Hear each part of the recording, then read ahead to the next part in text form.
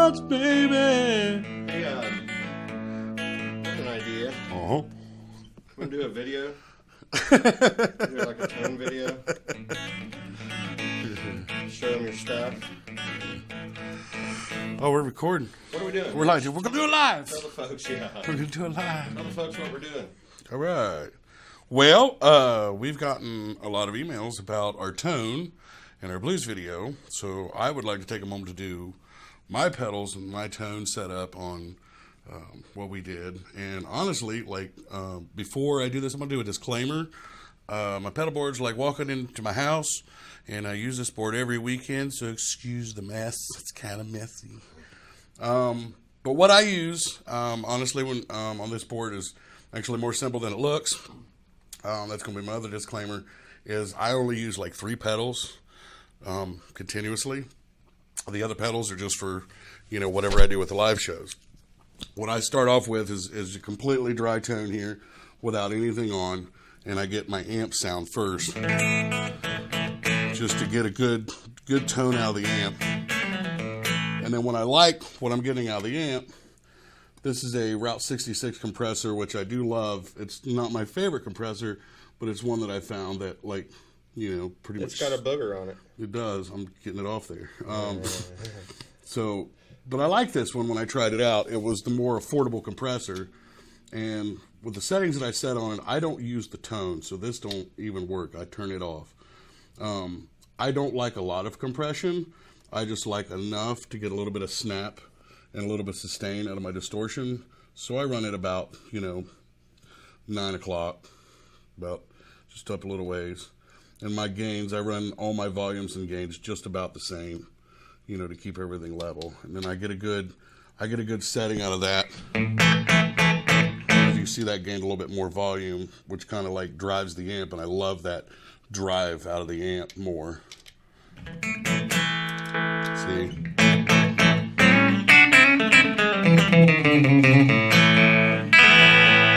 Which, it pushes the preamps on the amp, and I love that because it gives that little bit of overdrive sound. And I don't like a lot of compression. I just like just enough to get that snap, because I don't like it to suck it down. The second pedal I move to is I go right to the blues driver, which usually I have a couple of these pedals on here. As of right now, I only have one. Sometimes I like to use one for a little overdrive and one for distortion. But right now I just have this blues driver. I try to set all my volumes the same, so I will set the volume on it first before I bring up my drive. So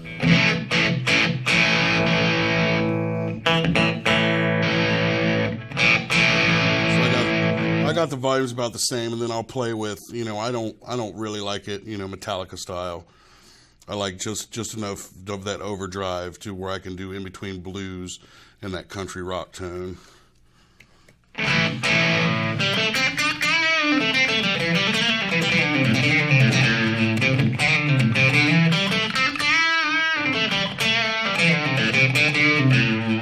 Well, this one has a tone knob that I can't disengage, so I usually set it, pretty much to match the tones of everything else, where it's not too much highs. And then that's pretty much where I set the blues driver. This one's another pedal that I use for live gigs. I really don't use that one.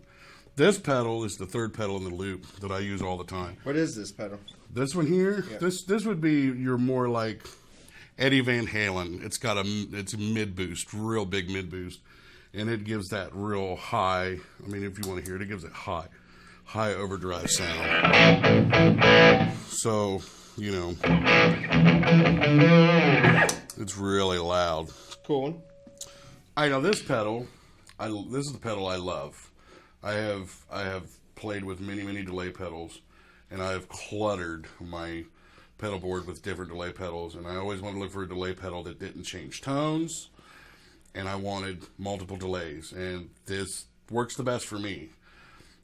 This one comes with 3 different delay patches, and it even comes with a bonus looping station that I never used, but it's fun to play with. I set myself with, right now with just 2 different delays. I haven't set my third. My first delay that I set with is, mainly my chicken picking. It's got that little slap back.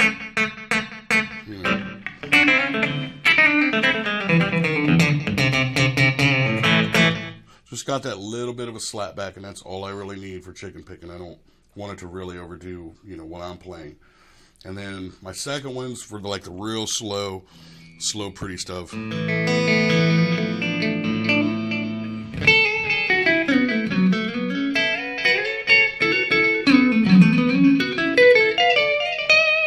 With mistakes and all.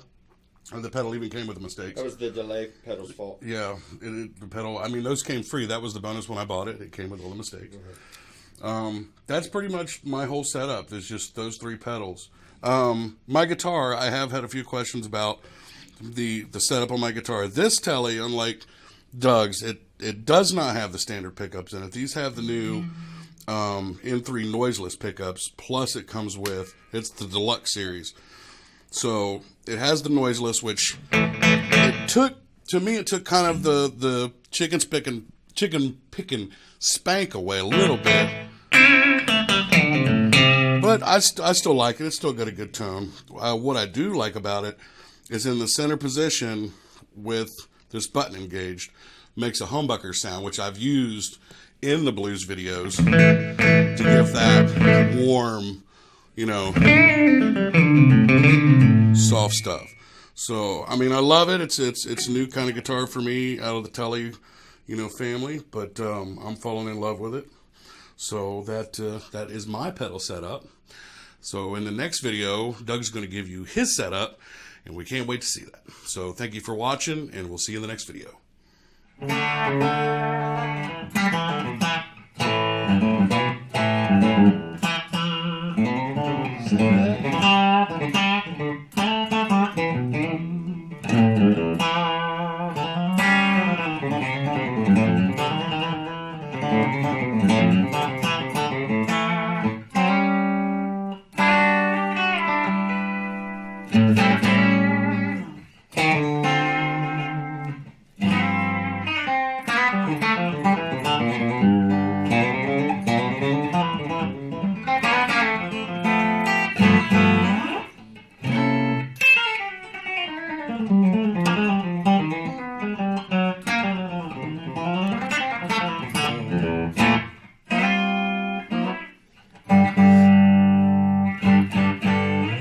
Let's do this. All right, I guess it's my turn.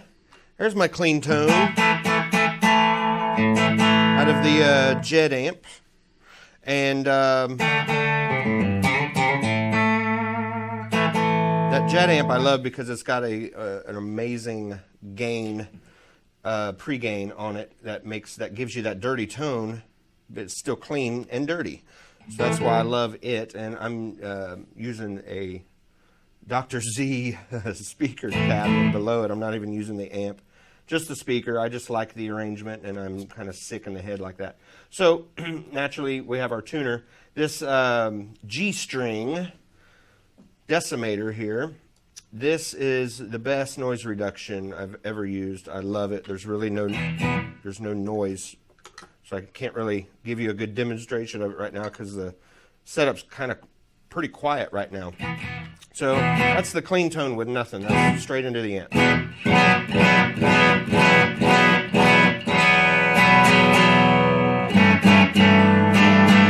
So you can see it's just a little bit driven. So I'm going from the tuner to this compressor, my Wampler Ego comp.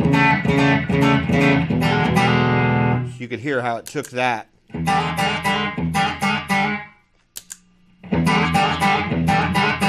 It just basically took a cow and put balls on it and made it a bull. I like everything kind of cranked, I guess. The attack is about half. That's the pop. If you turn that up too much, you'll get too much string noise, all right? The sustain is cranked.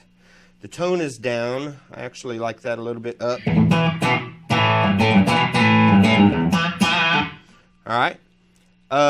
This is the overall volume. Kills everything. This is my favorite knob. You can blend in from raw to, you can blend in the effect of the compressor.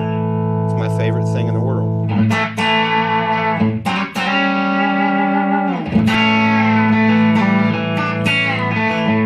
All right. right, so I don't like it that cranked. I like it about half, but that's my favorite knob on the planet. All right, it looks like I'm going into this RC booster. Some of you might notice that I have scaled down tremendously. I have a bunch of other pedals, and I just kind of just went back just bare essentials. I'm basically only using 2 pedals now, the Echo, Analog Echo, and the Ego compressor, but I do like this because I don't have an overdrive or distortion on my board right now. When I do, it's the Paisley drive. See, this gives you, that's with the gain off. You can fade in a little dirt all the way up to.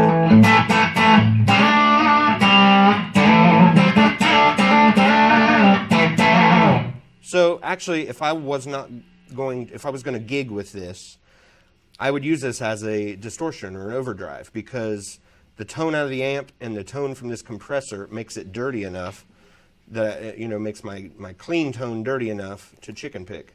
So if I'm playing blues or something like that, like in the blues jams that you guys heard this week, I was just using this, no distortion. So there's where I like it.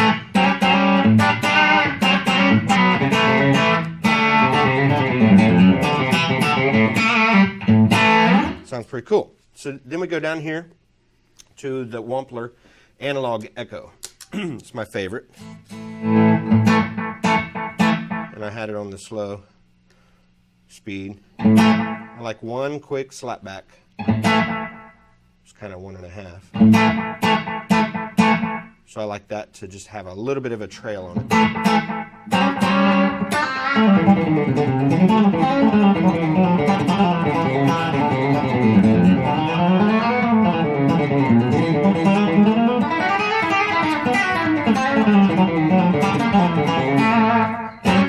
So that might be a little dirty. Dirty meaning there's too many echoes. It kind of covers up when you're playing fast. So I'll just bring that down a little bit. It's also got a tone knob, which I have cranked up. I think it's just the tone of the echo, not the tone of your guitar. I like those to be bright as well. So there's that. And any other thing, these neck pickups on the telly that you hear. See how freaking just ballsy that is, and it's overpowered. Here's the EQ settings I'm using. So I only use this equalizer when I'm on the neck pickup, and it cuts out, you can see, it cuts out about 75% of that roar.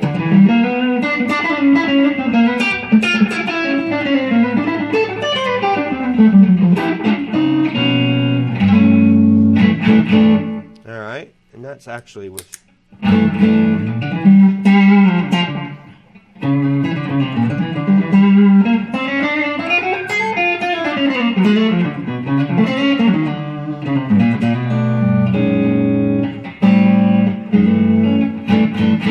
So that's all I use that for, is the neck pickup, just to offset those lows. All right, that's pretty much it. The only pedals I have in the other room that I would add to this if I was playing live. See, Mitch plays live. He needs a lot more versatility and different pedals to get different echoes, different delays, different distortions, you know, and things like that, different bells and whistles. Most of the time I'm just here in the studio, so I can just kind of use whatever's necessary to get the job done right here. But I love the Paisley drive.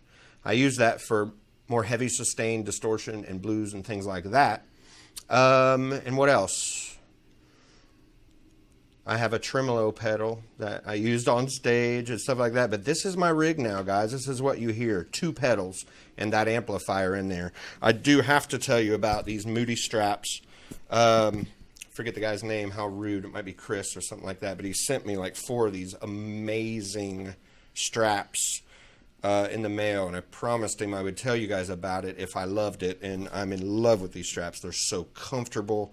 I don't even know I'm wearing it. You know, sometimes 5-hour sets, 6 nights a week, you know, it just, especially with a 30-pound guitar with a B-bender, all this steel in it, it kind of cuts into you a little bit. These are comfortable. They're awesome. I got to tell you about chicken picks while I'm at it.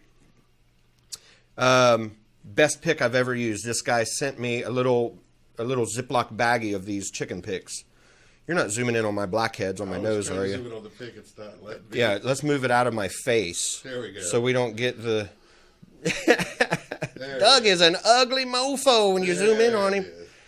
Anyway, yeah, chicken picks, best ever. Now, somebody asked me, I don't know if you could see that. It's 2.2. I can't really read it.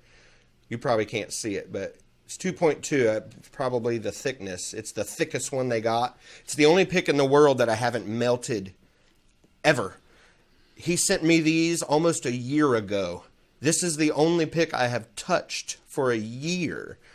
For a year. I have never touched another pick. I was switching picks every night. I would melt them down and they would be they would be formed weird. They would break. And I use a heavy gauge pick for all the speed and things like that. I don't want any give in a pick. And these are not $50, $75 like I thought they were going to be when I went to his website.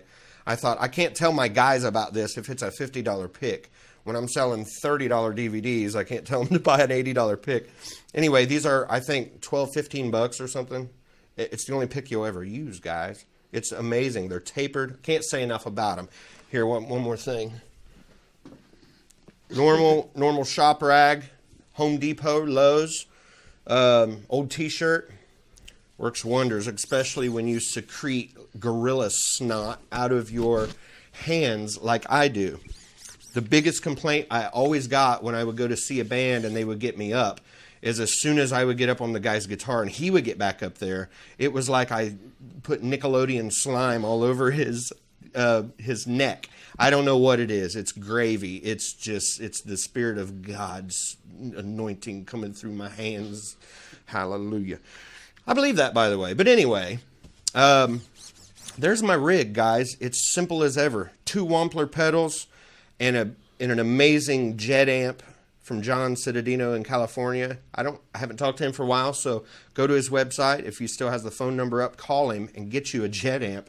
Wampler pedals speak for themselves. Home Depot rags, Moody guitar straps, chicken picks, and a good old telly.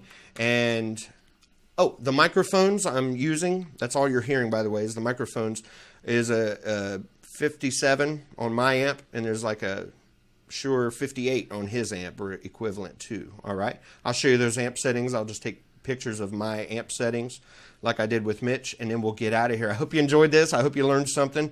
It's pretty simple now, guys. It's all about your hands, like I'm always saying, all right? It's all in your hands.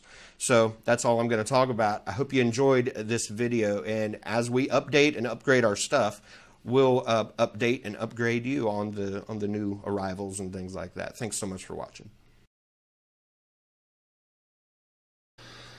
Hey, buddy. What? What's wrong? They did. I didn't have my microphone turned on the whole time. Everything I said was perfect, and I don't want to redo it. But my stupid microphone was your stupid microphone, the one that was picking up my guitar noises, and they're going to think my tone sucks because it was... Sorry, buddy. Anyway, so we decided to reshoot this part for you, basically. I'm just going to do this a quick rundown. This is the actual tone that I was attempting to play for you. This is the raw.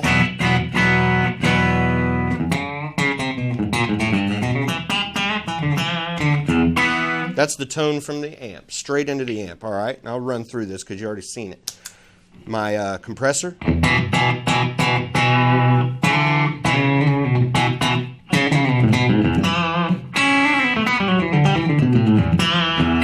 So that compressor, like I said, adds a little bump and sustain and all that goodness. Here's the echo.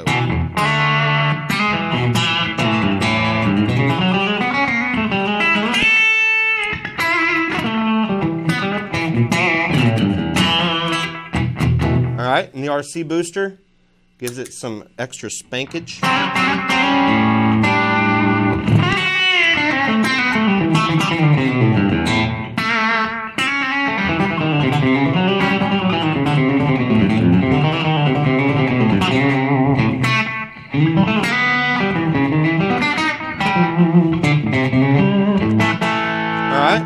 there's that. And then on my neck pickup, see how it cuts out all the bass? Not all of it, but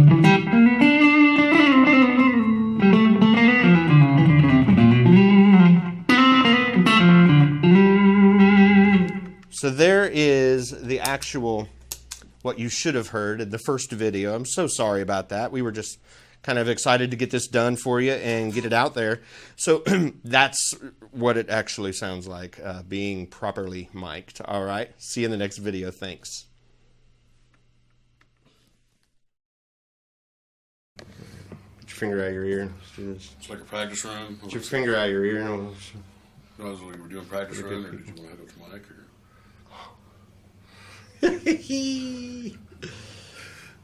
Smart ass. Did you want them to hear me or not? Yeah.